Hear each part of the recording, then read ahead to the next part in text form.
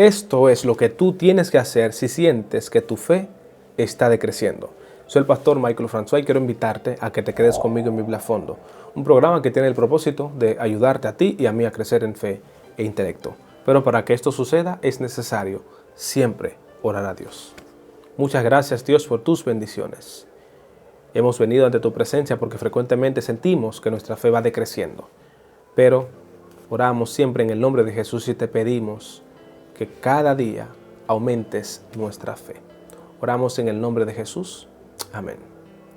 La semana pasada nosotros estuvimos mirando una lección donde prestamos suma atención al tema de la oración.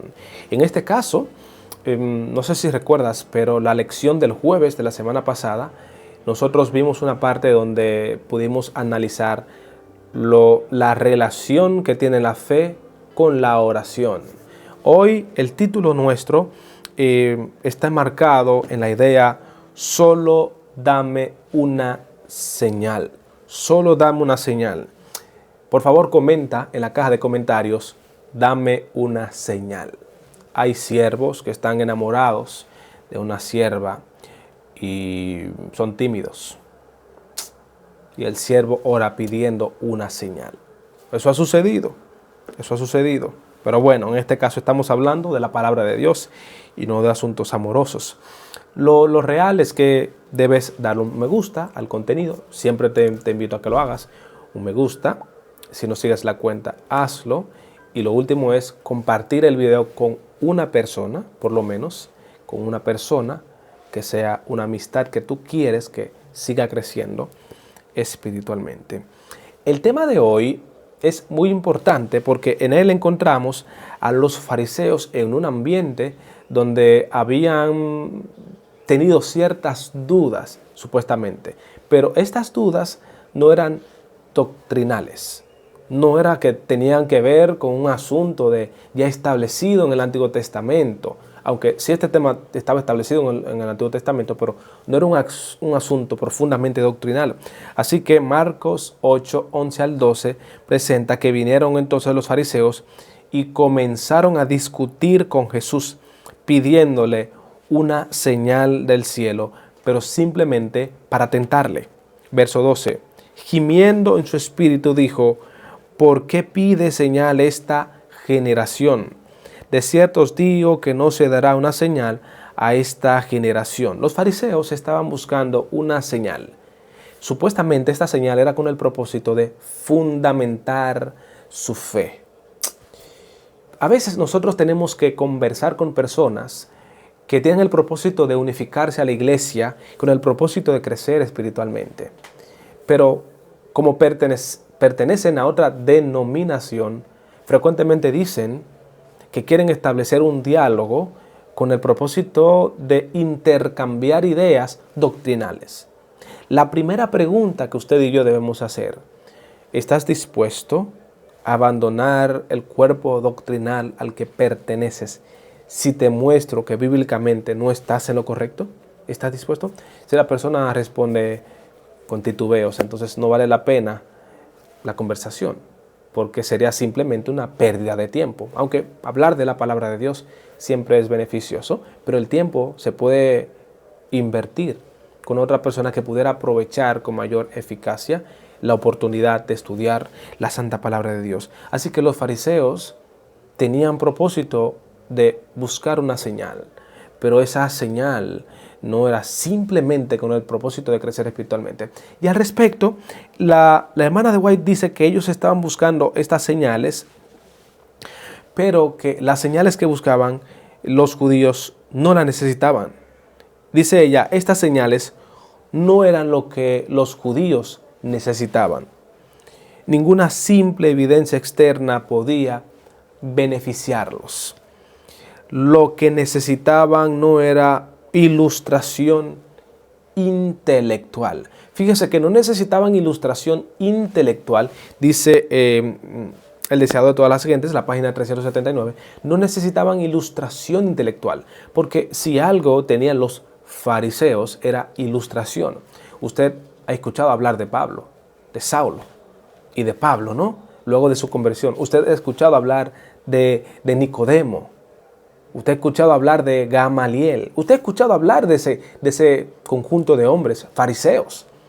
Los fariseos eran personas que desde el Antiguo Testamento, aunque no era un cuerpo religioso, pero desde el Antiguo Testamento eran las personas que eran encargadas de proteger la ley. Eran tipos de apologetas que se encargaban de defender la ley. Si una persona trataba de meter creencias extrañas al cuerpo de creencias judías, entonces ellos tenían que defender. Por eso ellos se inventaron tantas leyes en cuanto al sábado, para acercar la ley del sábado y evitar que nadie pudiera llegar al centro y corromperla. Así que ilustración intelectual no le faltaba. ¿Qué era lo que le faltaba? ¿Qué es lo que a mí me falta? ¿Qué es lo que a ti te falta frecuentemente? Y qué es la razón por la cual tú y yo no crecemos espiritualmente. ¿Qué es lo que a veces nos falta? Yo en una ocasión tuve una conversación con un pastor, un gran amigo, cuando estaba estudiando. Sentía ciertos síntomas de debilidad espiritual y me acerqué a su oficina y comenzamos a hablar. Y le comentaba la situación. Y él me dijo: Michael, mira, a veces nuestro problema no es intelectual. Y no significa eso que nosotros no tengamos dudas. No significa eso que nosotros no necesitamos conocer otras doctrinas o conocer a profundidad la escatología, todos los temas que tengan que ver con la segunda venida de Cristo. No es que no sea importante, pero él dijo: lo que pasa es que a veces no es intelectual, sino espiritual. Y es lo que dice Elena aquí. Ella dice que lo que necesitaban no era ilustración intelectual, realmente necesitaban renovación espiritual. ¿Qué es la renovación espiritual? Es simplemente una experiencia genuina con Dios, donde mi propósito al estudiar la palabra de nuestro Creador no es con el propósito de reunir argumentos para ganar un intercambio de ideas. No es con el propósito de reunir argumentos para cuando yo esté en el púlpito y poder explicar de manera versada la palabra de Dios. No. Lo primero que nosotros debemos entender al respecto es que la renovación intelectual y la renovación espiritual comienza cuando yo abro la palabra de Dios de manera genuina y sin la intención de tomar para nadie, inicio tomando para mí. No me vuelvo un cocinero que antes de predicar prueba un poquito aquí, un poquito allá, reúne argumentos y se va al púlpito y la presenta. No soy un cocinero así. Soy alguien que me siento con la palabra y le presento mi alma sedienta. Le presento la genuinidad, no sé cómo dice la palabra, le presento lo genuino que es mi necesidad espiritual. Y soy consciente de que necesito realmente que el Espíritu Santo me pueda cautivar, me pueda hacer cada día más consciente de que yo soy tan humano como cualquiera. Ahí comienza la renovación espiritual. Yo comienzo a ver a Dios, comienzo a ver su palabra como un recurso que me renueva día tras día. Y yo pido a Dios: renuévame porque ya no quiero ser igual. Aunque los fariseos estaban buscando señales. Quiero comparar esta cita de Agustín de Hipona. Y él decía que en realidad los milagros no generan fe.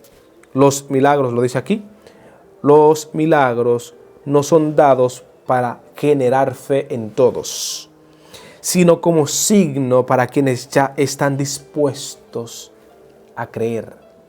Los fariseos no tenían disposición de creer en Dios, simplemente querían impugnar su autoridad, querían manchar su reputación, querían sacar provecho de su discurso para luego salir y decir: él dijo esto. Tenían fines macabros. ¿Cuáles son tus fines al abrir la palabra de Dios? ¿Cuáles son tus fines al tomarla en tus manos? Yo te invito a que tu fin sea renovación espiritual. Padre, muchas gracias. porque tu Espíritu Santo nos ha estado cautivando día tras día. Cada día, Señor, renuévanos espiritualmente. Oramos siempre en el nombre de Jesús. Amén.